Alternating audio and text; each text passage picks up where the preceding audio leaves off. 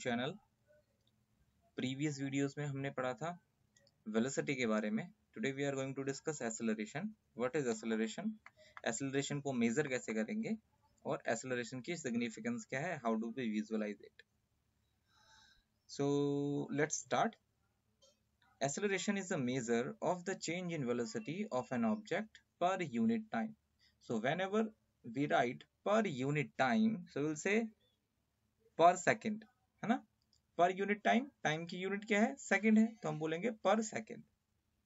तो हम इसको ऐसे अब इंटरप्रेट करेंगे कि जो एक्सेलरेशन है वो मेजर है चेंज इन वेलोसिटी का पर यूनिट टाइम में, यानी कि एक सेकंड में जो वेलोसिटी चेंज हो रही है या हर सेकंड में जो वेलोसिटी चेंज हो रही है उसी को हम कहेंगे एक्सेलरेशन। ओके, तो अब यहां से सारी चीजें क्लियर होगी होंगी कि वेलोसिटी अगर हर सेकंड में चेंज हो रही होगी तो ऑब्जेक्ट एक्सेलरेट हो रहा होगा। This is we mean by the acceleration. And now you can visualize the situations, a situation in which velocity is increasing per unit time. For example, you are riding a bike. तो आप bike का metre देखें तो अगर आपके bike के metre में आपकी स्पीड अगर आपको लगातार बढ़ती हुई दिखाई दे रही है, सो वो स्टेट होती है एक्सेलरेशन की। मींस आपकी स्पीड लगातार बढ़ती चली जाएगी, वो होती है एक्सेलरेशन। सिमिलरली अगर आपकी स्पीड लगातार घटती हुई आएगी, वो भी एक तरह का एक्सेलरेशन होता है, लेकिन हम उसको बोलते हैं रिटार्डेशन। सो जो एक्सेलरेशन होता है, acceleration is the change in velocity divided by the time. So this is the acceleration. तो चेंज इन वेलोसिटी आप निकाल लें। चेंज इन वेलोसिटी कैसे निकाली जा सकती है?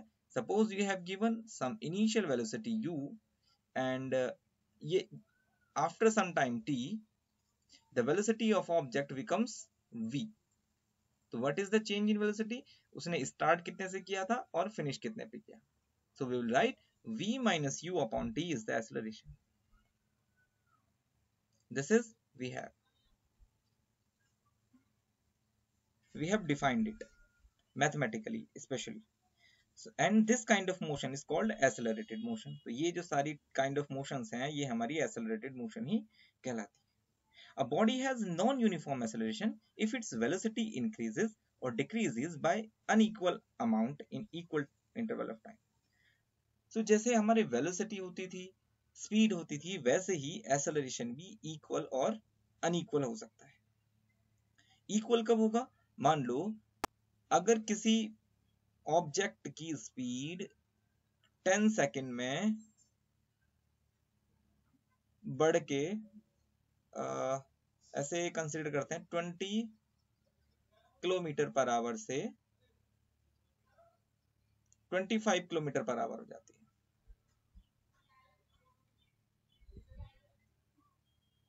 तो अगली बार भी उसकी स्पीड अगले 10 सेकंड में या नेट इंक्रीमेंट कितने का हो रहा है, 20 से 25 होगी, यानी 5 किलोमीटर पर आवर बढ़ रहा है। तो अगले 10 सेकंड में भी उसे 5 किलोमीटर पर आवर यूनिफॉर्मली बढ़ना पड़ेगा। फिर उससे अगले 10 सेकंड्स में भी उसको 5 किलोमीटर पर आवर यूनिफॉर्मली बढ़ना पड़ेगा। तो इस तरह से अगर स्पीड लगातार बढ़ रही होगी तो हम बोलेंगे कि वो यूनिफॉर्म एक्सेलरेशन है। ओके, और अगर इस तरह से नहीं हो रहा होगा, मान लो कभी 10 सेकंड में वो 10 किलोमीटर पर आवर की स्पीड से आगे बढ़ गया और आने वाले 10 सेकंड में कभी 5 हो गया, कभी 3 हो गया, कभी 2 किलोमीटर पर आवर की स्पीड से वो बढ़ रहा है या घट रहा है, तो इस तरह का जो एक्सेलरेशन होता है वो नॉन यूनिफॉर्म एक्सेलरेशन होता है। Here in the figure there are some graphs which represents the state of uniform motion, non-uniform motion, not motion, acceleration especially. So uniform acceleration, non-uniform acceleration, constant acceleration and constant deceleration. Deceleration को ही हम retardation भी बोल देते हैं। For example, यहाँ वाले figure में देखें, इस फिगर में क्या होगा कि ये जो वेलोसिटी वर्सेस टाइम ग्राफ है, तो एक्स एक्सिस में हमने ले रखा है टाइम एंड वाई एक्सिस में हमने ले रखा है velocity. So now see, velocity के साथ साथ टाइम लगातार चेंज हो रहा है, या ऐसा कहिए कि टाइम के साथ साथ लगातार वेलोसिटी चेंज हो रही है, ये अच्छा वे है। तो एक बार क्या हो रहा है हमारे पास, लगातार बढ़ रहा है टाइम के साथ और एक बार लगातार घट रहा है टाइम के साथ। तो जब लगातार टाइम के साथ बढ़ रहा होगा एक्सेलरेशन होगा, और जब लगातार टाइम के साथ साथ ऑब्जेक्ट की स्पीड घट रही होगी तो हम उसको रिटार्डेशन कहेंगे। Here in the second graph, it is showing, again we have the same configuration of this graph, time on x-axis and velocity on the y-axis. So you have seen from this point, as the time passes, the velocity first decreases. Velocity पहले decrease हो रही है। Decrease कैसे हो रही है, कैसे पता लगा, तो आप देख लें। तो पहले वेलोसिटी यहाँ थी जब टाइम समवेयर यहाँ था, ओके।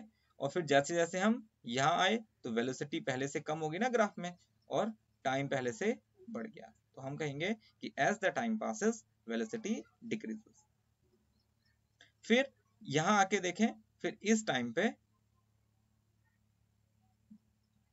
यहाँ टाइम कुछ और होगा और वेलोसिटी अगेन डिक्रीजेस। और यहां से फिर तुम देखो ये जो वेलोसिटी डिक्रीज होने का जो अभी तक फिनोमिना हो रहा था, ये बहुत ज्यादा स्लो हो गया।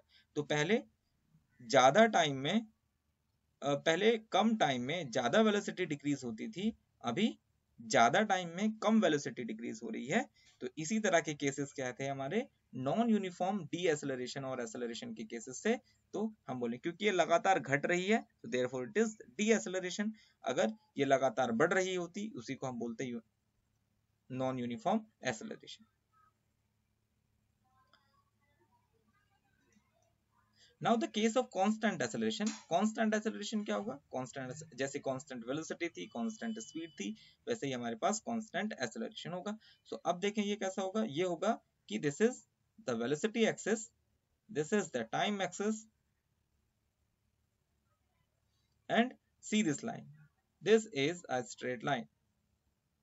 ये क्या बता रही है, ये बता रही है कि किसी पर्टिकुलर टाइम पे जो चेंज इन वेलोसिटी है और जो टाइम है वो दोनों सेम रेशियो में है।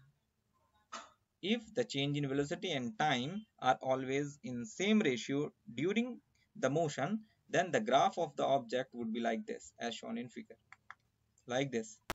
Next we have constant deceleration. Deceleration क्या होगा, deceleration में जो speed होगी वो uniformly decrease होगी as the time passes. तो आप देख रहे हैं ना, यहाँ पे speed ज्यादा थी जब t equals to 0 था। ये हमारा ओरिजिन है हमेशा 0,0। तो हम बोलेंगे कि t और आवर 0 पर जो वेलोसिटी है वो कुछ हाई है। एज द टाइम पासेस, मान लो इस पॉइंट पे आके अगर हम देखेंगे तो यहाँ पे देखो वेलोसिटी पहले से कम हो गई है और यहाँ टाइम एक्सिस पहले 0 था लेकिन अभी यहाँ कुछ ना कुछ बढ़ गया होगा। So this is the case of constant deceleration. Next we have the retardation. Retardation क्या होता है, जो रिटार्डेशन होता है वो सेम होता है अगर speed of an object is decreasing uniformly with respect to time, then we say retardation. It could decrease non-uniformly also, तब भी रिटार्डेशन ही होगा। so, दोनों केसेस में रिटार्डेशन। तो रिटार्डेशन हमारा ये मतलब है कि जब speed of the object is decreasing with the time, अगर ऐसा हो रहा है किसी केस में तो वहां क्या हो रहा होगा, रिटार्डेशन हो रहा होगा। फॉर एग्जाम्पल हमने अभी क्या कहा था कि अगर आप बाइक राइडिंग कर रहे हैं अगर उसका मीटर अगर यूनिफॉर्मली बढ़ रहा है तो हम बोलेंगे कि एक्सेलरेशन है। नाउ अगर आप बाइक में ब्रेक मारने स्टार्ट करेंगे यूनिफॉर्मली तो क्या होगी, आपकी बाइक स्लो डाउन होते चले जाएगी। जब आपकी बाइक स्लो डाउन हो रही होगी वो आपकी बाइक में साइंस कहती है कि रिटार्डेशन हो रहा है, उसी को हम रिटार्डेशन बोलते हैं। So if the acceleration is in the direction of velocity then it is positive acceleration, and if it is in the direction opposite to the direction of velocity then it is negative, and negative acceleration को ही हम retardation बोलते हैं। तो अब velocity किधर होगी, अगर आप देख रहे होंगे तो जो हमारी बाइक होगी वो सामने की ओर जा रही होगी, है ना। वाइल जब हम ब्रेक लगाते हैं तो हम ब्रेक क्यों लगा रहे होते हैं, बाइक को रोकने के लिए, है ना। तो उसे रोकने के लिए हमें ऑफ कोर्स उसके अपोजिट उसको अपोज करना पड़ेगा, ठीक। तो जब जब वेलोसिटी की डायरेक्शन के अपोजिट हम फोर्स लगा रहे होंगे या हम किसी भी मूविंग ऑब्जेक्ट को उसकी वेलोसिटी के अपोजिट डायरेक्शन में टेंड करने की कोशिश करेंगे, वहां रिटार्डेशन होगा। तो SI unit of the acceleration और रिटार्डेशन बोथ, दोनों की जो एसआई यूनिट होती है वो मीटर पर सेकेंड स्क्वायर होती है, मीटर पर सेकेंड स्क्वायर, है ना। तो ये भी बड़ी मजेदार बात है, मीटर पर सेकेंड स्क्वायर कैसे आएगी?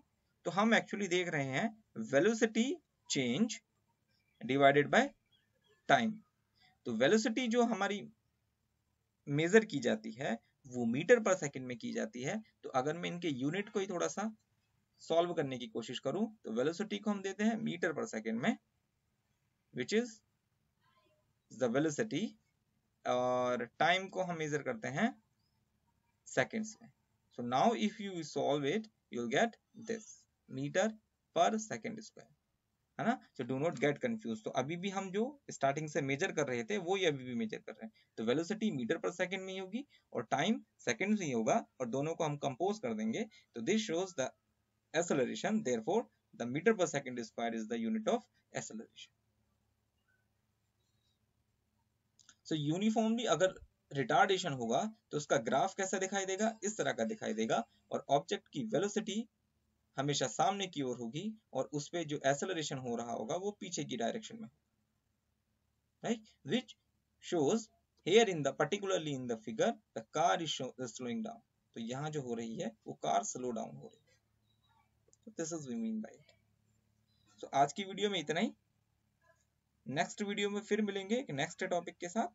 इस वीडियो से रिलेटेड किसी को कोई क्वेरीज हो तो वो मुझे कमेंट सेक्शन में पूछ सकते हैं। Thanks for watching, have a nice day you all.